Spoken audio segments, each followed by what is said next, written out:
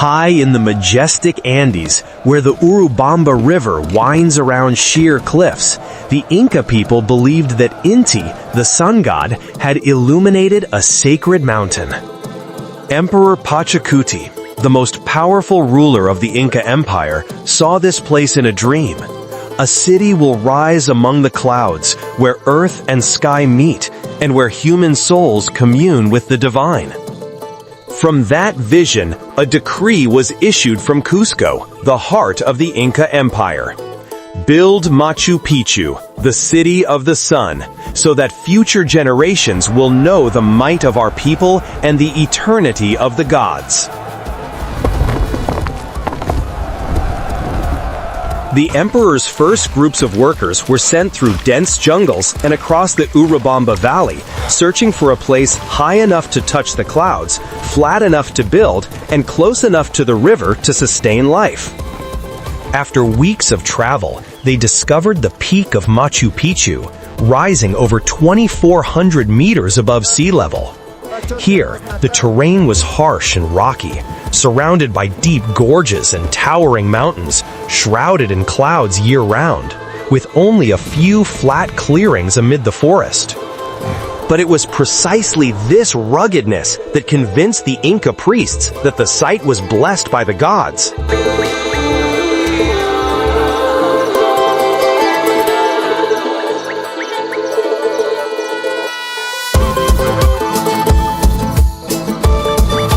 At this sacred spot, priests performed ceremonies to honor the sun, offering coca leaves and sacred fire. They believed Inti had given his consent. And so, Machu Picchu was officially chosen, and the grand construction began.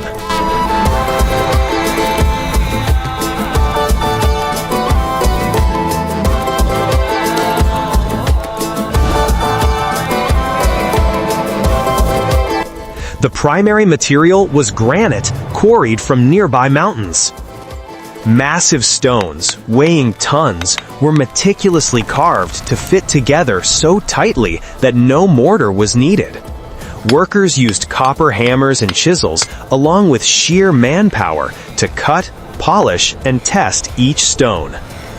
Once prepared, another team transported the blocks up the mountain, sliding them over mud, rolling them on wooden beams, or hauling them with ropes and simple pulleys. The shouts of laborers, the ringing of hammers on stone, and the rhythm of marching feet combined into a living cadence along the mountainside. Each stone was carried, placed with precision, and every terrace created, until Machu Picchu emerged like a living entity, breathing with the Andes itself.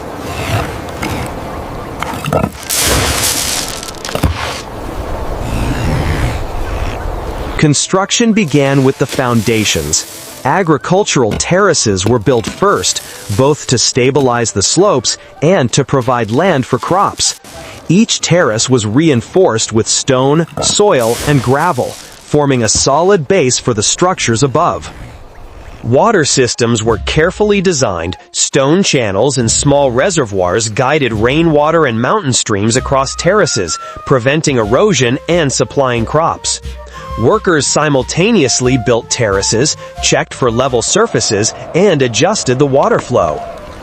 This step was crucial, as all structures, from temples to homes, relied on these foundations.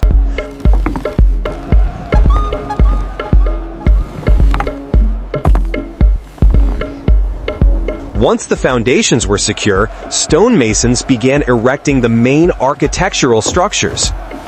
The Temple of the Sun was built atop the largest stone, with precisely fitted blocks allowing sunlight to illuminate key areas during important ceremonies.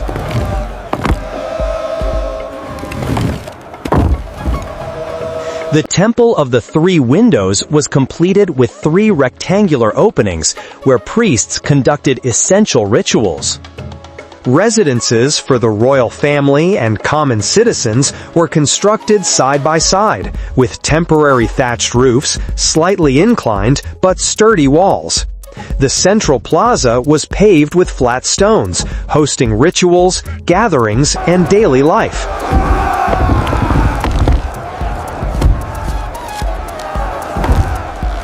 Everything followed a ceremonial order, residences nearby, agricultural terraces surrounding them, creating perfect harmony between architecture and nature.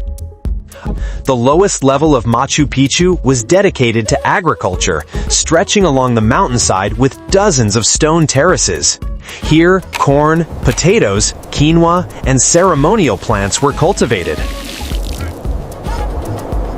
Each terrace was built with massive stones fitted precisely, backed by strong retaining walls to prevent erosion and retain soil. Small drainage channels ran along each terrace, guiding mountain water evenly down the slopes, preventing floods and maintaining moisture for crops.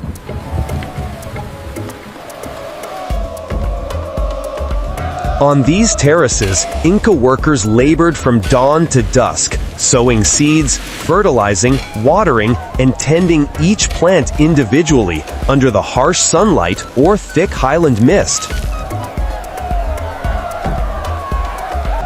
Looking up, the urban level was home to the royal family, nobles, and skilled craftsmen.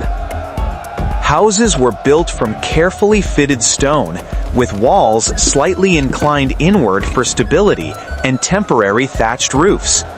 The buildings were arranged closely together, forming narrow alleys, plazas, and communal courtyards. The Inca moved along smooth stone-paved streets, easily traveling between homes and religious structures. This level also held storage houses for food, grains, and tools, built separately to protect supplies from moisture and wild animals. Each dwelling was thoughtfully placed. Near the temples lived the royal family and officials. Slightly further out were the artisans' quarters, and lower down, the homes of farmers. This tiered arrangement supported daily life while maintaining security and order throughout the city. Higher still was the ceremonial level, home to major temples like the Temple of the Sun, the Temple of the Three Windows, and observatories. This was the spiritual heart of Machu Picchu, where priests conducted rituals in accordance with the sun, moon, and other celestial phenomena. The Temple of the Sun was built atop the largest stone, with meticulously joined walls and precisely calculated gaps that allowed sunlight to illuminate the interior on key festival days. Positioned higher than all other areas, the ceremonial level conveyed the reverence and authority of both the gods and the royal family. Between the main levels were auxiliary terraces, carrying stairways, reservoirs, channels, and connecting pathways. The water system was designed to channel mountain streams across every level, supplying water for agriculture, daily life, and rituals. Small reservoirs stored water for the dry season, ensuring Machu Picchu remained vibrant year-round.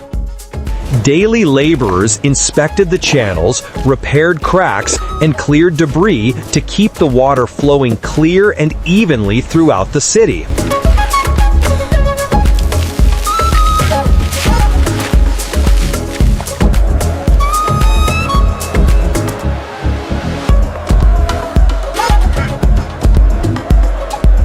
At the highest level, near the mountain's peak, were lookout points and defensive positions. The Inca used stairways to access the observation platforms, from which they could see the entire Urubamba Valley and surrounding slopes. This level also housed fortifications, signal posts, and strategic supply caches. Each tier followed a guiding principle: higher for reverence and observation, lower for practicality and living, creating a layered system that protected while supporting daily life.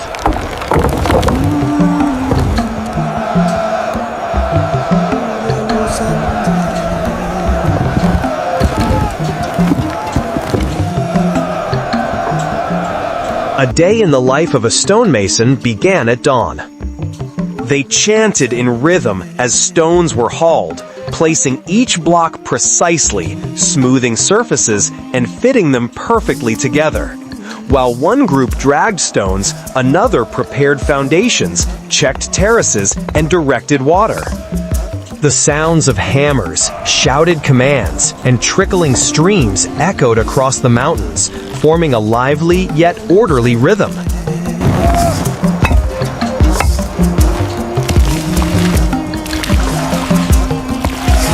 At midday, they rested under trees or temporary shelters, drinking spring water and eating roasted potatoes. In the afternoon, work resumed, sealing cracks, reinforcing terraces, and maintaining the water system. At sunset, Machu Picchu fell silent, with only the flow of water and mountain mist filling the terraces.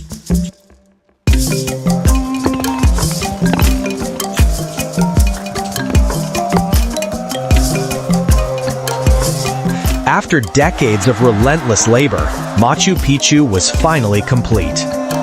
Each agricultural terrace stood firm, every house solidly built, the temples majestic, and the crystal-clear water systems flowing through every level, all combining to form a vibrant city in perfect harmony with the Andes.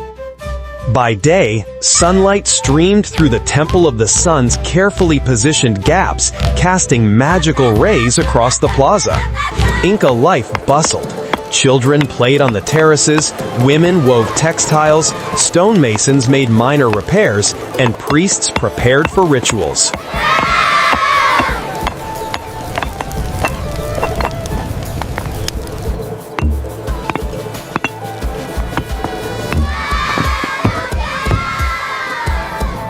The agricultural terraces flourished with green corn and potatoes, while streams trickled through channels, creating a gentle rhythm like the heartbeat of the city itself. Machu Picchu became a center of religion, economy, and royalty, where Emperor Pachacuti and his court rested, observed the mountains, and held grand ceremonies. The city stood as a testament to the Incas' power, intellect, and advanced engineering, inspiring awe and reverence in anyone who gazed upon it from afar.